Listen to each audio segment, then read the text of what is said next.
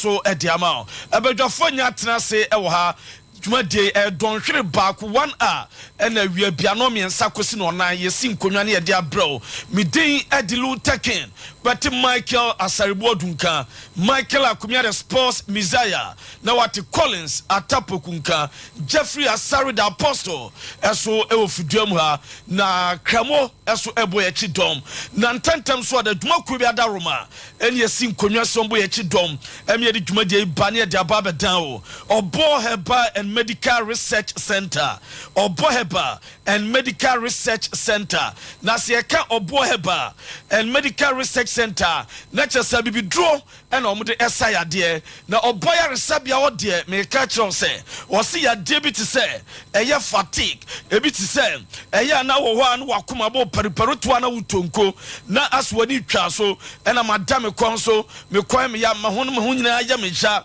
enu akine na wutita pa wo de na kwa kuranko enu nyina no do wani kire mo obo heba clinica ombetu ase ediama enu akino ose nka ncho se high blood pressure odie no eyade se hepatitis how diabetes awon na ope typhoid na kidney problem na ulcer ni nyina ombetu ase ediama na kuma so mo adoa to adamanu last stop omoni sof maame de oton kenke no na edi enhwe from one number is 027 0257 472506 0257 472506 and a 0249 761 508 and a 0550 111 514 ofre omwa ombejo so na yare bia nkomo no ono omuni na bibia so enya fine eso emfa emma na no achime ka kiro se no an se obe pet drink na nom miso fruit drink no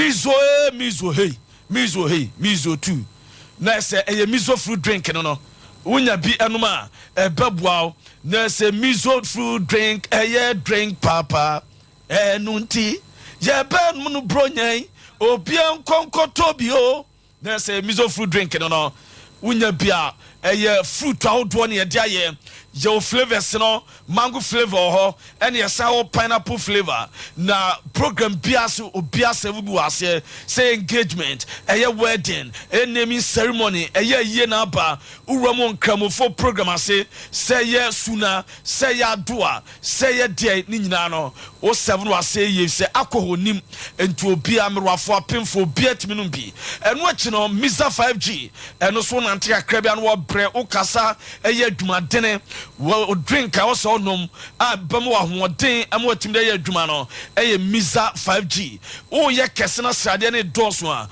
na ne srade no woni padua no gwarara wom na jinsom green tea eso mo frɛ number me betu dwa ya babia obia ne bebro bi am waton sa so na mrante ne maba wade nam krom mo bɔ ho dawuru wo hyo mo a na wagibia kogu fridge no na ye kama 0246 270221 0246 270221 o from Ombejo Sunkobo Biano oni wo mu eni na the expert ewo eba sciatica ya de numa obiaje na tumi ya 21st clinic omo na de sciatica expert wo problem wo sciatic nerves no no se eya woja unan kokom ko to ase etwetwon etutu emu hyehyɛw ɛkɔ sisi akyi no wachi brɛmo ho nyina ya woja 21st clinic ese nkancho se bra wo de oba ne nto nchia ese yade ben adokro yade ben e friend sciatica yade ben aba no wa yade na din sunkunim da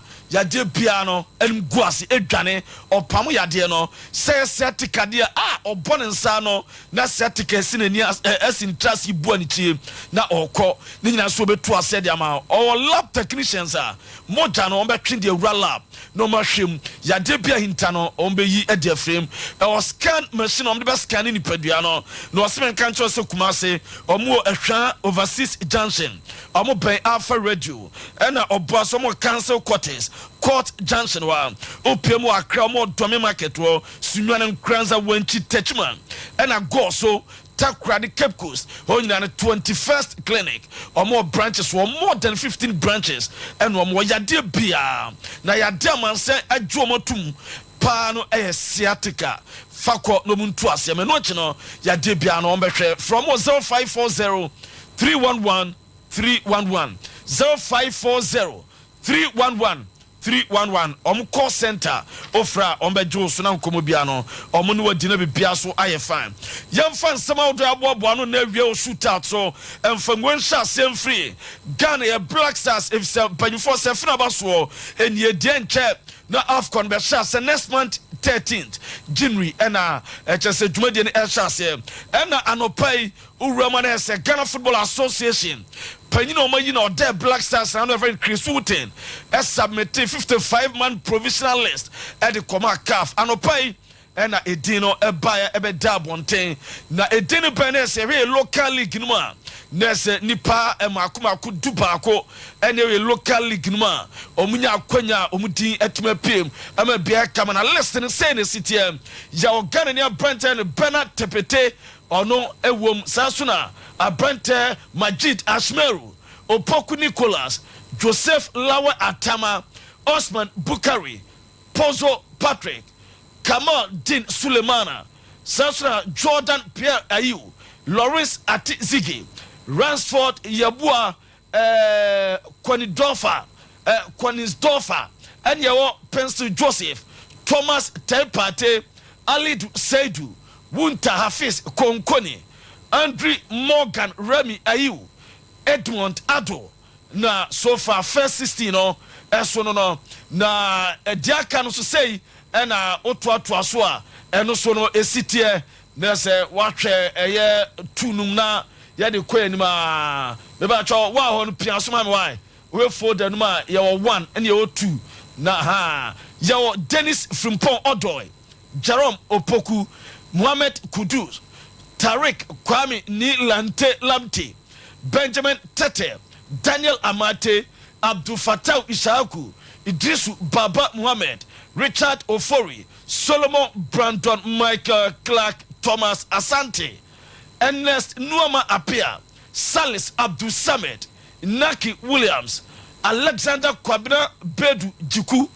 Antoine Salom Semenyo, Stephen Kofi Ambrosius, Elisha Ousu, Nuhu Adams Kasim, Abdul Rahman Baba, Joseph Luke Walakot, Muhammad Salisu Abdul Karim, Gideon Mensa, Schindler Kingsley, Jonathan Sowa, Bedu Michael, Hamidu Abdul Fattah, and Abdul Nuruddin.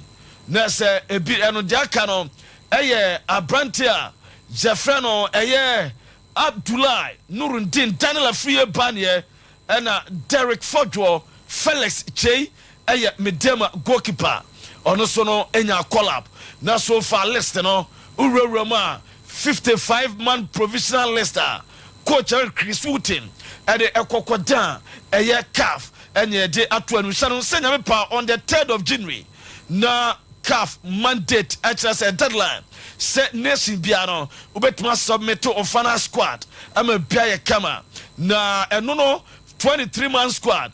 Or option so between the 4 players account na kwaya 27.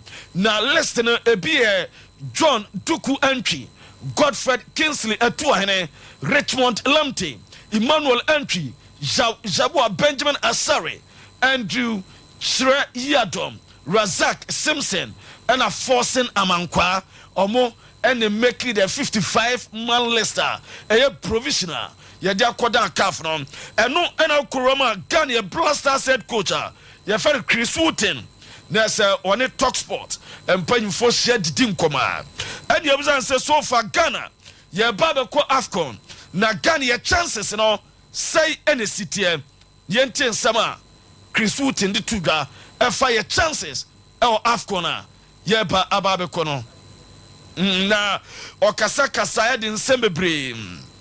Etitu dwa wo hwe na se bia ye abeheba clinic mamia besi en kan kiro se sexual weakness why emre won pam se bema why emre ye fro 1 minute man se sia na ntemfo no twetwe o ena nya de hiani o de adane life bo ena de bia nya sikasem o boka no enya Mr. Otua ye interior minister wurawura ade na ogu ye ni masesa no mase piapia mampa ne nkasa ena maami ebese so ogu mema ni mase ne timi ma mo apia fabra obesaw ya de obema no odwonso kra obre ansan wanya mu aso ɛyɛ hwe afɔn eso a bra obamla yɛ tenterele na se bianya kama yade bia stomach osania etware koko saso na sickle cell de ye ono dia low sperm count gonorrhea diabetes malaria holy heart ni nyina no call abeba clinic on betu ase de ama owo kuma se tano so patrapa new site obia patrapa janse fe no 0243 34 5392 and 0506 460208 ofrena obejo so yankwa Chris Wooten yebsan so panyini na Ghana Afcon ayeko Ivory Coast ne chances no say ena esi etie. Had a good history of boxing. A lot of good boxers. Zuma Nelson. Yeah, my father was from Jamestown in Accra that produced a lot of good Ghanaian boxers at the time. But football has always been their passion. And certainly if back over the years, Ghana would have always been in the top 2 or 3 in Africa. So I think this is where the passions have arisen from, and particularly when there are difficult times in the country, then even more so. So yes, they are passionate, they all have a say, they all think we will win it. And this is the pressure that comes with being the head coach. And we certainly will have to go into this competition with the prospect, because I think you have to. I don't think you can enter a competition thinking that it's not competition, you can't win. So I had a... And you are Chris Wooten, and you come to Sabbath Maka Kwa, and yes, Uko Winnie. We are coaching the pressure and Bobby and Chasse, but my William Bear Kama, Nanyan Kwa, your chances now sound twice so. I can wait as I define Nina South Miss and any upbreak. Where squad or the to draw any Afcona, Yented or cafe chances will be. Well, it will be huge. We've already spoke about that they are very fanatical and always have been about their football. Yeah. The country's going through a difficult time, as a lot of countries are financially and so, and all of these things, of course, make a difference. And the fact that we are playing next door, of course, in Ivory Coast, we'd like to think we'll get a big support. Of course, that will follow us. Yeah, we hope so. I know your coach, a very Chris Wooten, Black Stars of Ghana, head coach, and or Kase country support na Ebeba na Ghana ya call a difficult times na or shase biabe ko ye diamaye. Na watching them say who Kase the players commitment in say the city na or Kasaba the player commitment and so you take Chris Wooten. I would say yes. Yeah. We never have a problem of players that not wanting to turn up. Right. I think these are individual cases. Sure. And I think the large majority are of players wanting to represent their country, and I think clubs expecting them to want to do that. I would say yes. Chris Wooten there's a player biano and ready so be show commitment omo enya bisa na nebuza say na Coachito Mohamed Kudus you say on your star boy you Premier League na West Ham the way de momo na Chris dey na be ka for Mohamed Kudus head of Afcon ayekwe. He's a very talented player. Yes. The type of player he is, you look at him as a 10 because he's a goal scorer. You want to get him close to goal. But he has had good success playing on that right-hand side. I think what David has done, and I must admit, I was delighted when he went there, because what I knew would happen with him is that I think particularly with the way that David sets up his teams, I knew he would put him into a structure, because there is a train of thought that Kudus is the type of player that you want to give him some relative freedom in the way that he plays. But if I'm looking at him this moment playing on that right hand side, I think David has adapted his role where he has given him as much freedom as he could, and still he's producing. Eventually, I think he would be a 10, a form of a 10 somewhere. But he's somebody that's very talented right across that forward line. He's a very talented player. Yes. Some Chris Wooten kafa Mohamed Kudus yazo we're a talented player. Now we a player bia do here say obama freedom. I go primary so what me the goals no so ba. And be beyond walk out bonus and abaso. And you say Chris Wooten said they will see say Ghana chances in the Senate city and players no commitment no Ekoye and Mohamed Kudus a talented player. Now send your contenders Ghana beka mu bia na Afcon would you say countries been contenders ombetumi agye. There's so many good teams. Cameroon, Morocco, of course, for what they've done. Egypt for obvious reasons. Senegal because of what they've done. Ghana, I'd like to think Ghana because come on, Ghana, and we are next door. We would bring a good support. We are next door, and it's a long time since we've won it. I would. Or say, Cameroon, Senegal, Morocco, and Ghana. What's a Ghana GB actually?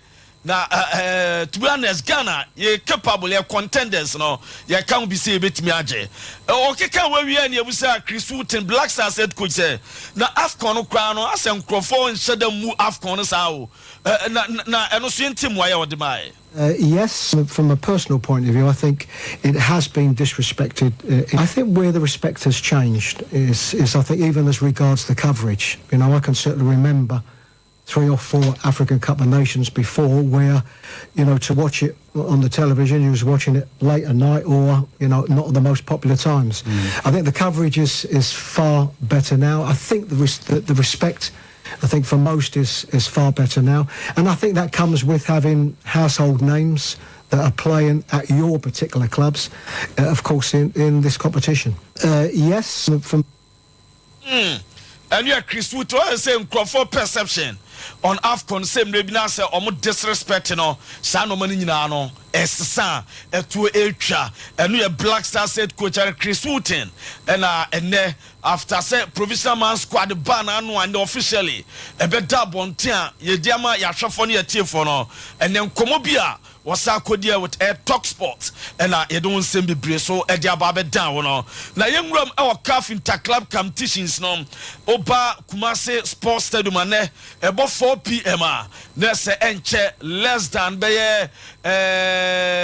50 minutes nese mvanse so far be 42 minutes time and I say bisa nese game ni chance e Dream FC any APC Lobito and the airpim so a CAF Confederation Cup game e be to Kumasi Sports Stadium 4 p.m. na game ni to Dream FC omu players na hwe so far honkeka abra omu free omu hotel na omu be PM Baba Yara Sports Stadium na hwe players no said ye omu fama ne said no ma esikwa na kire se ampa omu ni abrepa wo hwe obia ni abrubia ready eso be so ne okun ho ebo adwuma edma Dream FC ne omu 6 points omu nya win against Lobito na so omu ko 9 points na bia ye kama na yentwa omu dressing room wo kakra wo hwe Kumasi Sports Stadium Dream FC omu dressing room no na se no ma ye set e chesa ampa no mani abra ombe bo adwuma ma bibia ye kama na omu nuanom mediama eso kogina Ghana na mu CAF Champions League na omu so koya omu ekogina ye konwan ye koye Kaskara bana we na ese ahya mediama e kamiensa mediama ntimantim ba kokra omu ne Young Africans and a boy younger and a boy bana we na ese ye twa mediama 3-0 na Abranten Pakomi Zuzua and a trade kadima Janga for ona mediama nya penalty Abranten Jonathan so wanana ekwaya omuji penalty ma no kogina kire no denden ye eso koto no kunkon so primary and no hwa ban no wase penalty no na Jonathan so akrea 90 minutes wa wasa kodi red card na already 1 yellow card second yellow card e ma no ko ekoye red card na no china Brante Kennedy Musunda e de ba ko ka homa no ko etu e na Brante Mudatiri Yaya eso de third goal so Zanga for etwa mediama e ka miensa mediama antimiante e no e de dawa ye de e ma mo e odwumadi no so na yemra mo hearts of folk ye tin say e ya former great Olympics omo extract Abdul Razak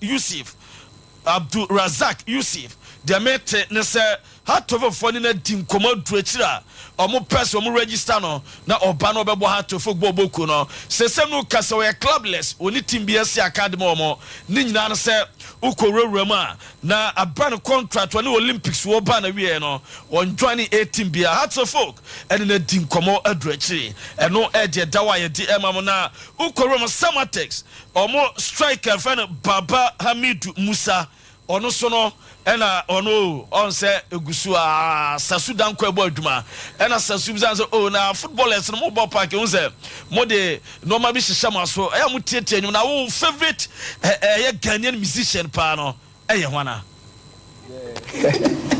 your favorite musician Kinata. Kofi Kinata. Yeah. Okay. My name ba. Me so a good singer. What your pa? My favorite Kinata song is Susuka. Okay. Say Obina wa you. Kazi this is you Obina wa you. This is you Obina wa ya ti. Obina this is you Obina wa ya ti. Obina this is you Amando. All right. No, dear tenor no Summer Text 1996. Almost strike a friend of Baba Hamadu Musa and Kofi Kinata. Emiya, Antivanka say, oh, musician or Ghana Luther King. Papa, why not, dear? Summer Text, Mando, ya sabe to you, Mama, crowd of ye. I will be sky about. I'm breaking it down, they are touching it down. Miss down, they are touching it down. Misunku Malewa Ogudu Babai Misosonto Motoro. Ow, let us say by cry. A coma me chinia. A coma me chinia. A brapa me boya odo tia na mebre. Odo tia na mebre. Monsieur coma me chinia. A brapa me boya. Monsieur odo tia na mebre. Yena panu so fidia. Hey, Bunya, we make you wrong. My case, I'm on fire, but me three so just. Oh, and so. Papa. Me call MF, me call you Lum. Oh, me Judy. And you mean you drop. Papa transne mamfa birthday message we nkoma Nana Amapukia UK London and our one kasa ukunu Mr. Dapa and our friend Joycelyn or Ghana see and country so my happy birthday Nana Amapukia so ye ni passe isi ni keja eni aseda de obeka no se odo odawase na de obeka no se nyankopon hiraw na omo ahoden na omo ho ban emfama abusuan obi bia na emfaso ewo so se abeno engusuwa emrasa na bia nya kamantina na Amapukia London abuchimam na wo de ka no se yama happy birthday baba Chris Wutina kansen bebre about 4 p.m. so Dreams FC CAF Confederation Cup game omne lobby to for ejina kono omu wini dia na se efunu no anya bie e mo media maso kogina na mo Jonathan Sowa ekonya penalty ese no send the red card Yanga twa mediama 3-0. I'm say for the purposes of the discussion in your mind cause no yema telephone na yensha o yema akwa ba I mean, she see in a cramoni at the anarchist and your man hydring kakra. Emami. Now, so what was saying your mapa? Sir, me person single player out a team in an acobon. But set top marksman, I win the penalty amount about Bob because your back room hand penalty by and so on a share. For draw a winning say a penalty. Didn't say Mediama to meet a can money 1-1. Mediama penalty near 1-0. So I won't take an air 1-1. Immediately send car. Kebia, I just grab baby 2-1 and come back to my maintain. Absolutely. And I born so to manka a bit ginger. Absolutely. You feel hona and a yakosha Mediama to son of football. Almost Yanyoma. Better lessons are being learned from this game.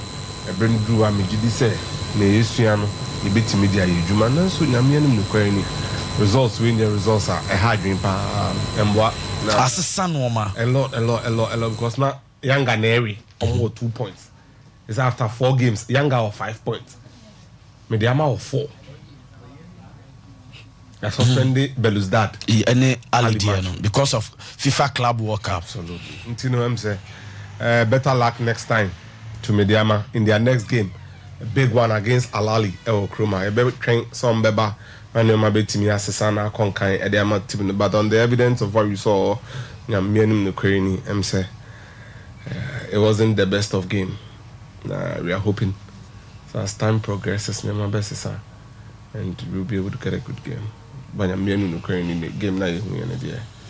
To say you are happy with the results of the performance will be a bit far-fetched. I mean, can I say, I'm Ukraine and what? Maybe I will be on Mediama lose 3-0.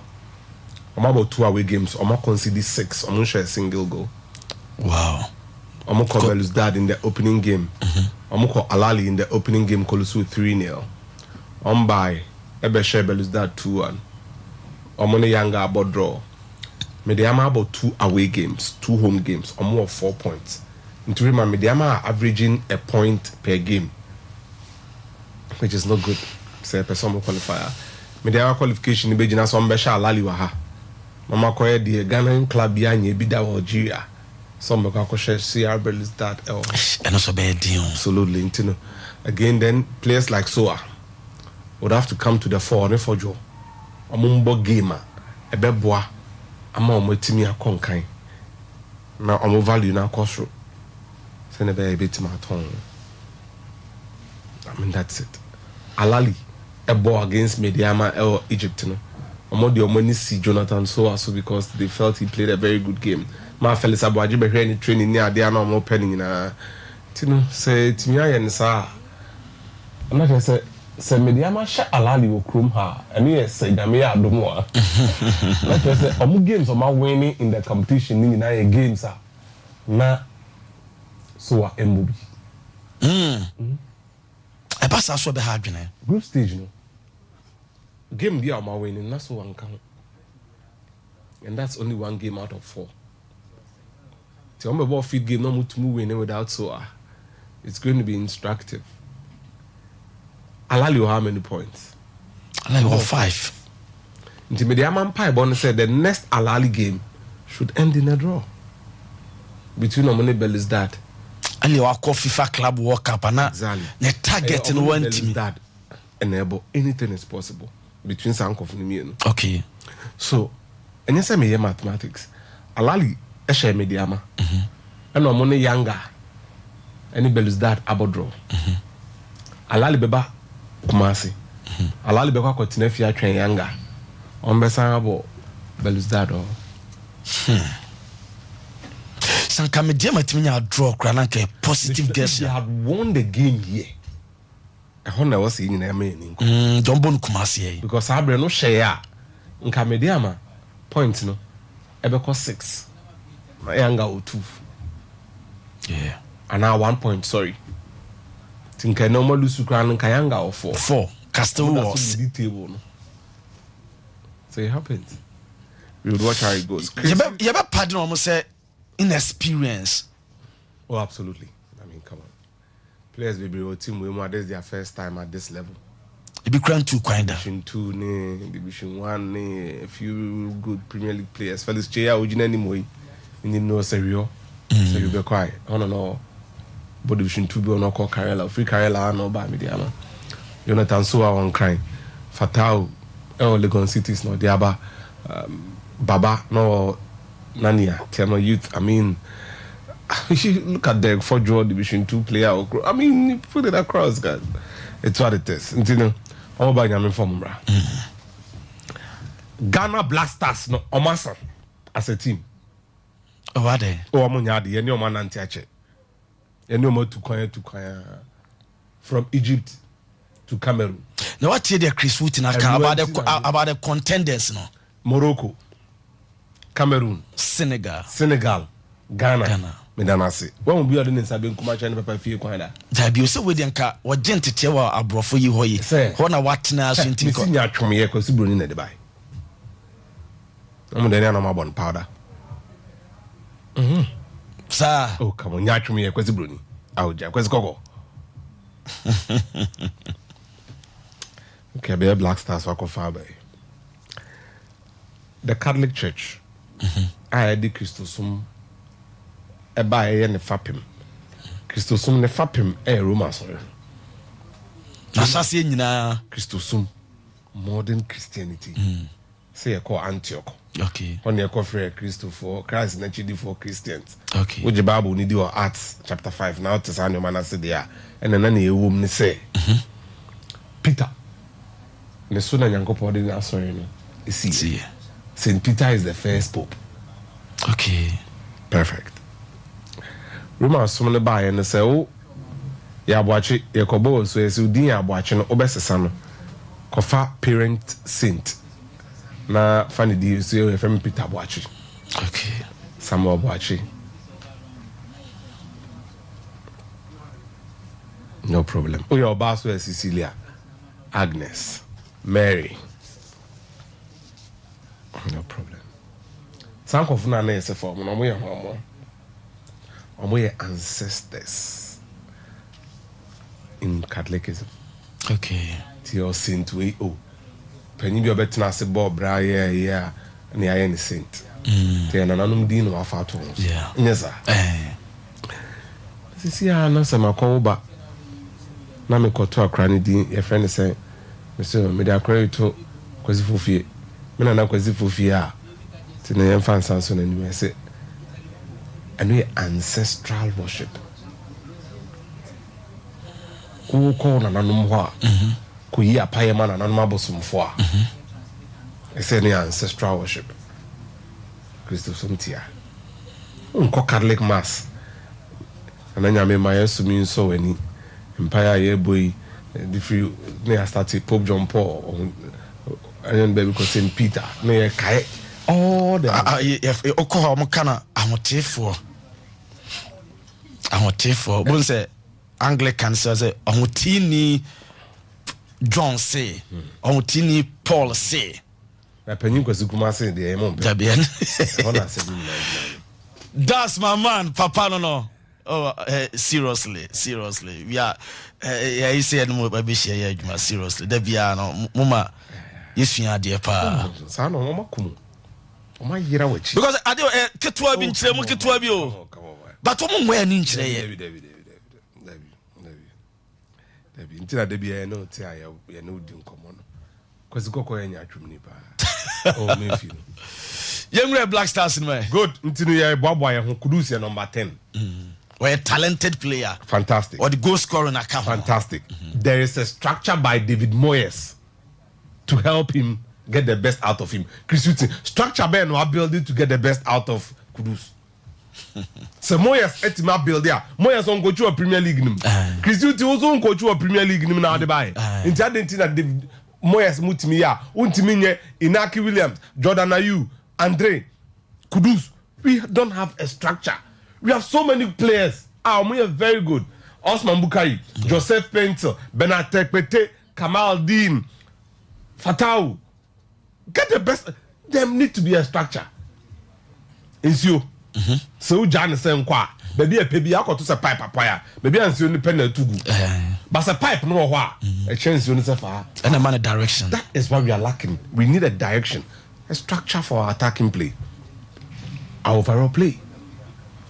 Hey, it do maybe Senegal ba half corner. Strikers are more be banana yamasho. Wow. And so muntimimbo. Why? No structure. Bakuya no Chelsea. Dembaba. Papis Demba Cisse. Na Bakubisu oh omo dosun. Senegal striker. Omo ba. Your body na yam show. I say current Nigeria. Sa pepe. Until look, it's not about the material. It's about how you are able to put them together, how you blend them. Blend annoying you. Then you cannot continue like that. Intimate to us. At some point, something must give, something must change, and it's long overdue. Into what now about David Moyes Aboswa, also by baby. Okay, to make a campaign as them. After 55 players, you be wise so. Na kwa Burkina Faso, omo yi 23 and the 27 about bonting. Omo no mo de omo ba. Mre ni ho. Masa also ye adwuma ni ye. Adwuma no de obeya no aye ni ye. Chris, ye tawechi be ba afcon no. Me de atade e minjin this e betima ja afcon bia and te boni condom. Eni a cheke. Eni pano, omo pano ye veni du pen. Tini ebe run a shift because 2 days. I know about 2 days. Now about 2 days because I'm confused. Abudia say the me brand okramon man ko ma. Sa no credit market. Abija ma. Tinu look coach Akasa name Adabraka wom. But is the flagship player. Africa Ministry say players no more forms it's a little bit my top 5 for Brown count. Dabi. Because form since allow. Yes. Going into the tournament. Unless you be a Nena Salah better than no, but even that. And I have Victor Boniface of Leverkusen. Also a form pa. You know why not? But Ghana crown said Okano. And yes, you lack a direction. We can't work as a team. Because individually, okay, you players you have now. some very good players in there. As a unit. Away. Tepetia ya campaign. See, you be man coach need to miss no maye. Sebe. Okay, Osman Bukari. Sebe. Sebe. Seminian. Sebe.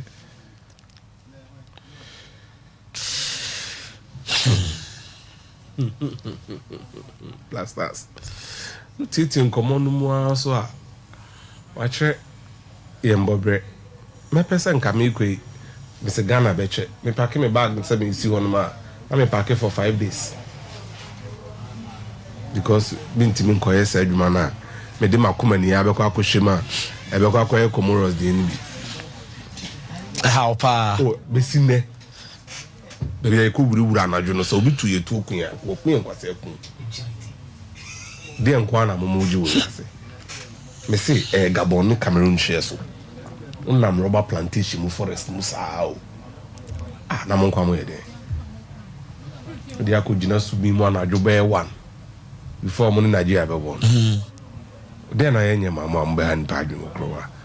Nko boni ere samoso yade. E beta mo chipa. You know? Some players now after Chan and I qualify Chan we omu anu bi na dia bi omu series no. Ba ko sa Olympics midfielder no. Razak. Kasim Sanode. Kasim. Abdurazak. Ono na has on has a pen. Omo obo bi abi after that, okay? But before that he was doing okay. No somebody omo de we ababa beto. Aye. Hasan na din commodore pa. Abdurazak Yusuf. Razak Yusuf a striker no. Number 9 no. Number 9 is different form. O Kasim ni na Rasta. Rasta no. And has EP number 9 no. Number 9 no. Ono say we no clubless. One Olympics contract in ba we. Aye. Was Lukaku top. Razak. Me ba cho Monfa Abdurazak feature na ntosoma. Aye. Severus. Sa. Me can crash up. Minuano akumia. Kwaya can be move fast your house no. Enche your house in betwe. Ahwe fans in betwe nkotima wo mo so. Upon anu dey see wo. No, they will go beyond that. Some can it. Obviously, there's Coco will be any no jati fufu. Has our goal scoring problem. Albert Ayonde, Anfa. Kashala Ramos, Anfa. Hamza. And a top scorer. Eshe, Ufiaruras. Player nene. This guy. You go have con Chan. One Vision FC striker Lokana no. Kwame. Aye. And a Lagos City's attacker. Kofi Koji. Has Chifimuno. Or more goal scoring problem. No problem. Aseme kure. We see in the contract in EU. Otifie. But has been registered no. Next week on person on mobile or bad they expect him to be in top shape. The one who go keep along with Falala. Osebo smasher than my idea. I didn't know my kabum. And I'm saying NGB on my trim because but this omo line some players be call loan e bi su krombe omo offload you omo. Obin junior mu nyina on person obuja. Obin junior on the contract EU. Football politics in no man in new contract. And Abeka 1 hour transfer window now close. Now I was personally taking Benjamin York to Nshatreman. My mother didn't call Buffo because almost Buffo for guarantees on I can be in the FA election. Ojam, we saw asemo. Bright Jane or 9 or 10. Bright Jane or number 10. Or number 10. But which my boss and number 9. Because of how the goal scoring is. And I said I will be seeing you soon. And a team Nina no. But can I say you go share chain or more? Even Minta crowd Brighton go share. Brighton go share chain. Money Bright contract they say. No, Brighton in the contract. About 1 year loan from singing that big stuff. Until no still go to belong to that Tanzanian club. Me didn't tell me Busa can break. House can break it. That is if they want it. Didn't tell me Busa sa question in no. Because top club or Ghana Premier League. And then you can't say Adriana Stars has become also a pinnacle in the Ghana Premier League. But it has. And to say has. But has to bet my so dinner their boy. And the next 6 months, no, open strike of which mama go, sir. Oko Obia, Nipa Chrono League, no news of Oboni. And no per pedigree, no, they are trying the best. Or you're proving. Put Brighter Jane in this particular house of setup, and the chances they are creating no Brighter Jane in the ball to it. And even when you're break now, you can't even negotiate with the mother club, no. No one for outright. Not the number no because Brighter Jane offers you leadership qualities too. It would team him. He has seen it all, or proving in the Ghana. No matter what, no way. Our could say the born name is what Jaibo Tifu. I mean, how? Our could name is a born with Jai. Now, we Brighter Jane, Ujam Ghana Premier League top scorers.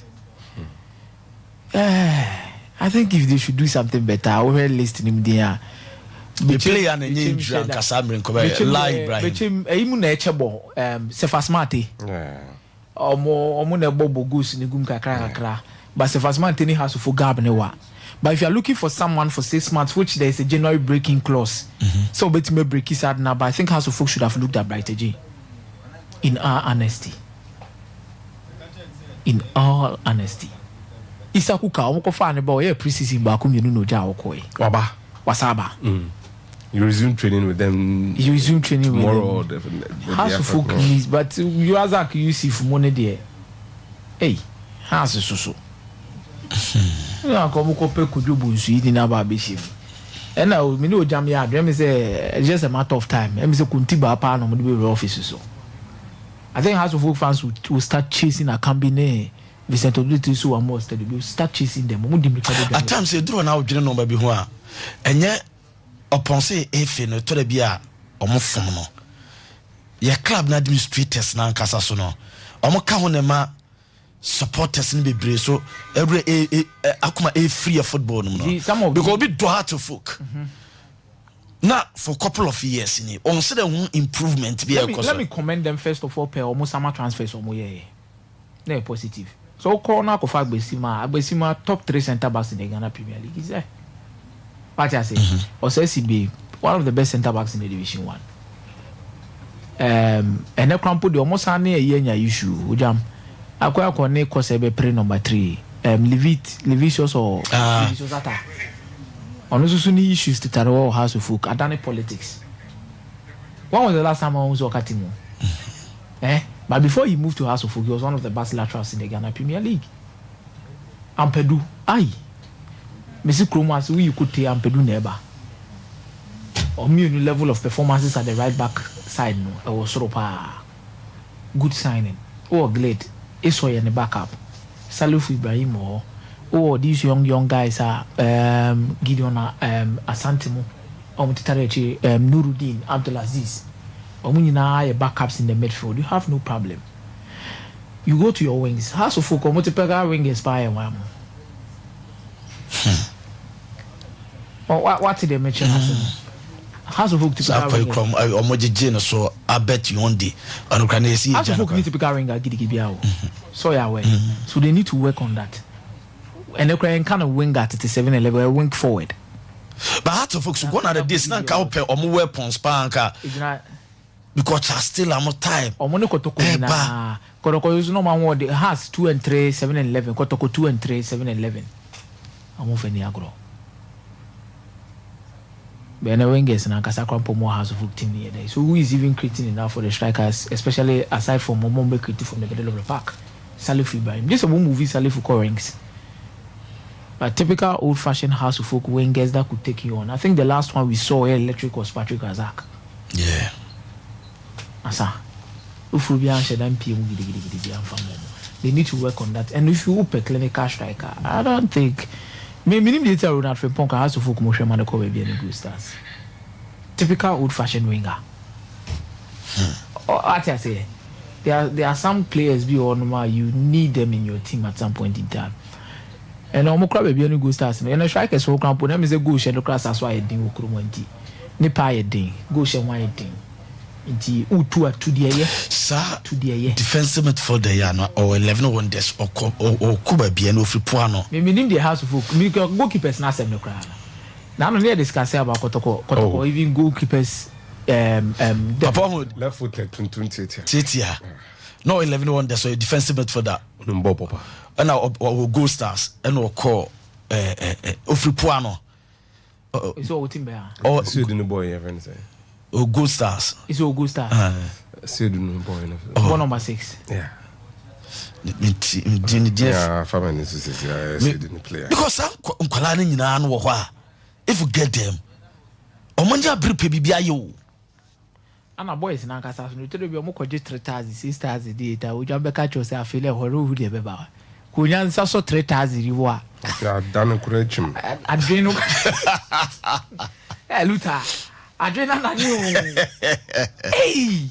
But that is why most of the European teams, before they buy you, they prep, understand who one cast of nature, say they don't only consider your potential, but what you offer aside from on the pitch. What I say later, how often do we buy players? You monitor players, say ni subain to say outside the pitch, and now ne yabia to say outside the pitch, and now when your BBC are send the subain, how are we going to manage it? When your coach will be manage this situation, are good. When your coach will be to manage this situation, it becomes another problem.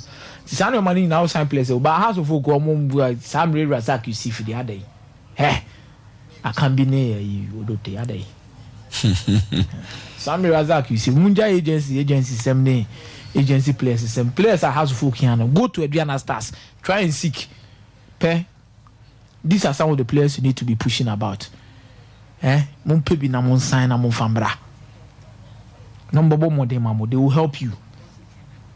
No mun say she goes ni bin fama mo na ni o man ko yi fama mo. Goalkeeper mo pay. Those days are as of ka kotokoti wa na nkomo ball rempoate. Oh yes. Oswa ka sempa o.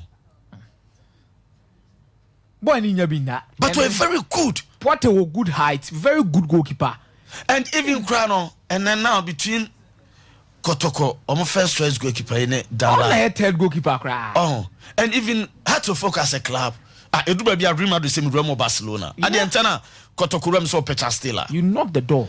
And he said, now, maybe a done lad. And Poati, me sure say Poati contract or Aka Kotoko Bebro made them be 18 months. Me sure say Moises Poati. Because to focus on goalkeepers now, I be demo boy.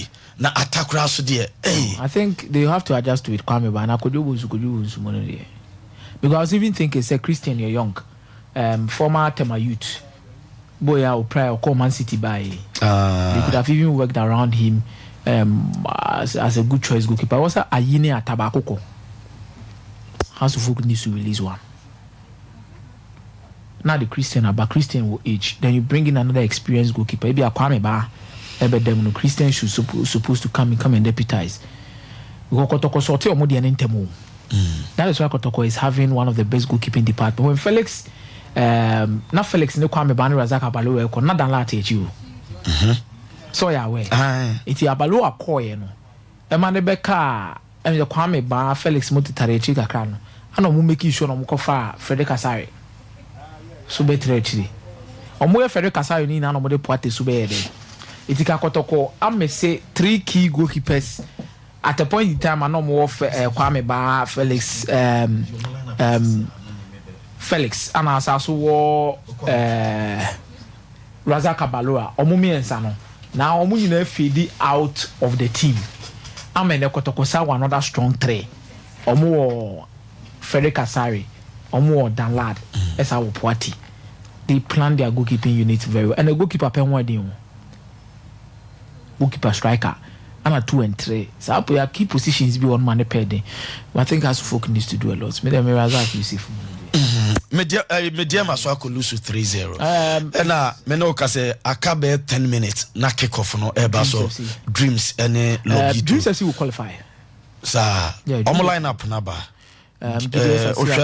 omo goalkeeper no ye Gideos Asiako and Abdul Jalilu Makati Ofori Sulemana Suedu Derek Ataje Seth Ajman Emmanuel Aji Godfrey Atuahine experienced John Entry Ajman Boateng and Abdulaziz the young chap no buffer shot for the Chiro Bwana Jetri Dreams FC should do enough to qualify today. Already almost 6 points. So Dreams but group no see open. Dreams FC will qualify Jinane. Well, Dreams FC bo home games me no na to aso. Or bo we or bo against Club African. It is what me winning nyina. What me winning we are or 9 points. Just a draw against Club African will fee. No got 10. Fee. Now got 10. 10 will qualify you. Because Club but African, indeed almost surprising. Because omo ya kasa sisi and Club African so be Reverse United. What did they mention? Because group near 6-6-6. Club African 6, Rivers United 6, Dreams FC 6. Lobby to for na. Ti se mediama Dreams FC ti mi share lobby to for ne. Omo no be 9. Now Club African ne Rivers they say you want them they should deal with it. I hope say what they mention. And Club African at home, Rivers United the message some no maybe asan o many opportunity. If Club African in context should win on be 9. But Dreams winning on also be 9. Rivers be gina say 6. Let's not forget that Rivers next game or boat here Lobito. Look at what they mention and Lobito for me. Sure so many Marco Rivers were away. Dreams FC last game walk about Rivers. So Dreams FC needs this win at all cost. Now they on the Club African crown more. Now they only 10 points. With 2 years at 10 points will be enough to even qualify them for the next round. But Dreams says you can do this. Dreams says you can do this. I feel Confederation Cup no. Agra. Emuno nye Eisa. Dreams says you can beat my topic group no. Oh yeah. Said the next 2 games or more if you know winning or got 12 points. Dreams says you beat my top. But medium I'm not so much surprised, but I'm disappointed. And I'm not surprised, but I'm disappointed. I'm disappointed I'm not surprised because first time maybe call serious CAF Champions League group stage in inexperience. Some of these things will happen. But the disappointment comes to when you need to take opportunity of the moment whenever you have it. Ewofi, omunya numerous chances to make sure say ombetimi ashe younger. Oma make use of those chances. Then Luther Wakwa away no Omashoba 1-0. The atmosphere is really charged. Already you are struggling to adapt to the atmosphere. So the opportunity to play and when your penalty be at least also making use of it, you deal with it, you score, and at the end of the day, Luther, 1-1 crampo now what silence you can maneuver your way through the game. But I think with Belouizdad and Alali let's see how it will go. But it doesn't look so good for Mediama. Because last home game Bobo Tiali. One to me and Younger of Yali now be the fee. And Ali, debi amekasa say me so mu use FIFA Club World Cup na so mo pre-season no. Ono wa kobo FIFA Club World Cup Ali tia Benzema mo no akoboba wa bebo Brazil Marcelo Felipe Melo mo. Wa ben ho no dey ba. So dependent on the results between Belouizdad and Alali no. Wo kra be sa ko Belouizdad. It doesn't look good for me there man. But it really looks good for Dreams FC. I think we'll have Dreams FC qualify for the knockout round. May I say Akumiano no te Papa Pukunka. Happy birthday and Detective Corporal Grace Ansa Wilson. Yankopon Shira pa omo ho ban fama abusuano. Ye matrim kwa de odon sabeka ebianye Shira abusuano do ye nhia wa anka sebi normal enkoyi. De be kan se ahobrase no do na odena wiase no fa sa akọ na Yankopon ka ho. Detective Corporal Grace Ansa Wilson. Happy birthday. Happy birthday. Yankopon Shrafa. Stalom Owusu. Ofa. Yankopon Shrafa. Hey, yeah, the Jumadi Nasi. I don't do my best at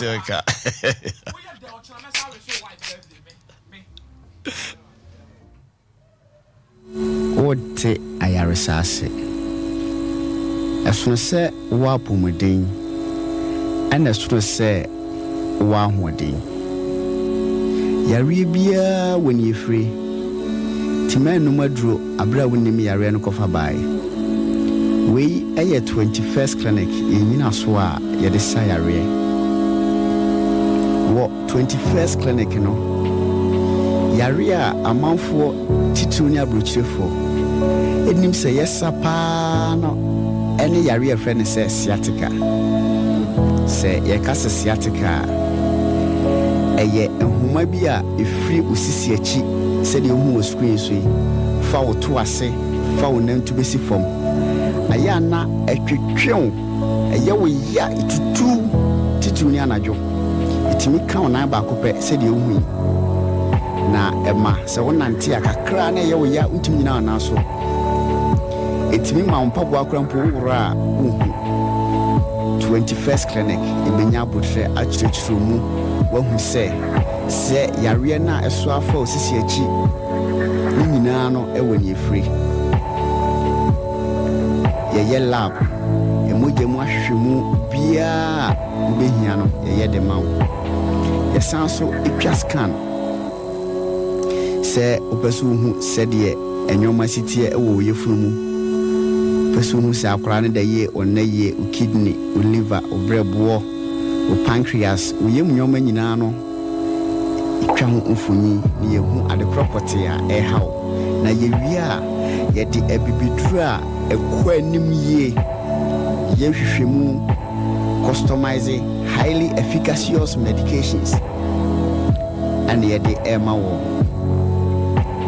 fi sɛ wɔ 21st clinic no yɛgye di sɛ ɛnwoma a ɛma yɛyare wɔ asase so nyinaa ɛnɛmmerɛ yi mu no dodoɔ naa no ɛfiri yɛnnuane die mu nti sɛ aduro foforɔ ɛkɔfa yɛnum akɔ a ɛwɔ sɛ nduro no ɛho teyie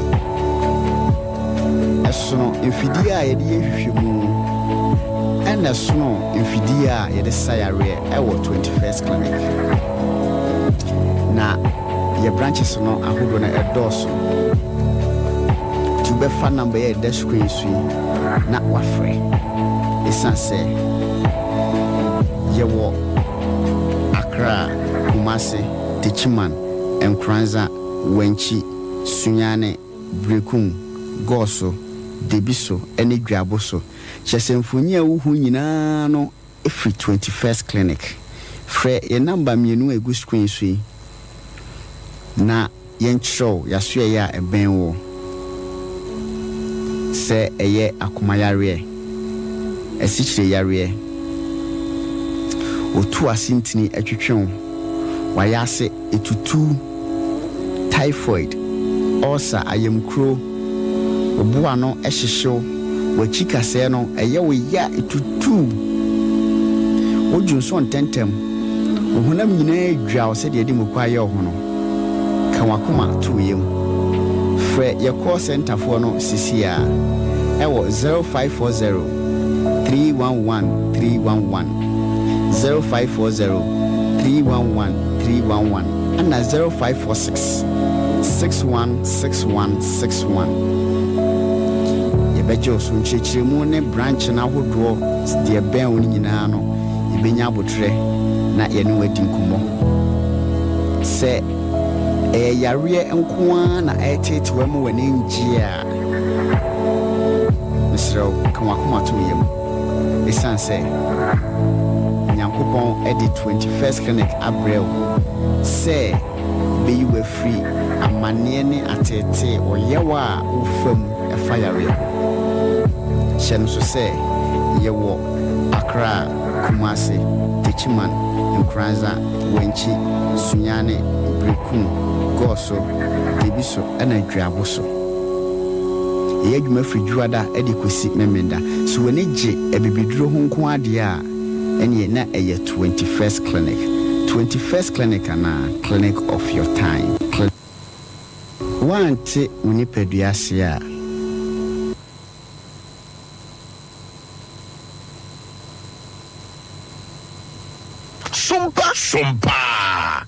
Sompa FM.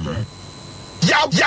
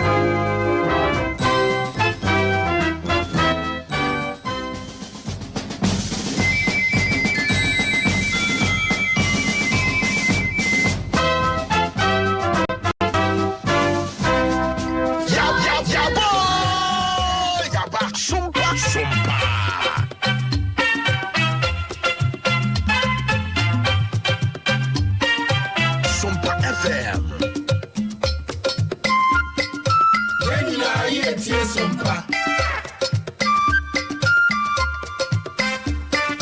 Sompa FM.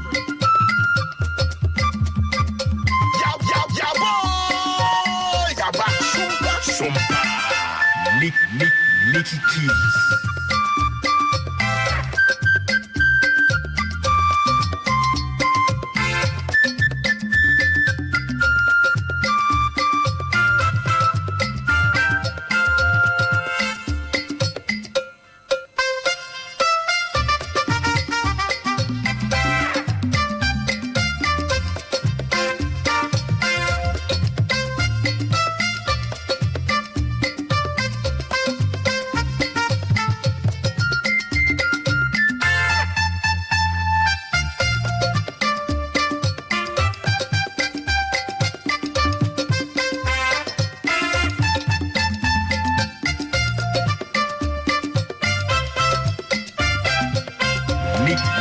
Nicky Keys.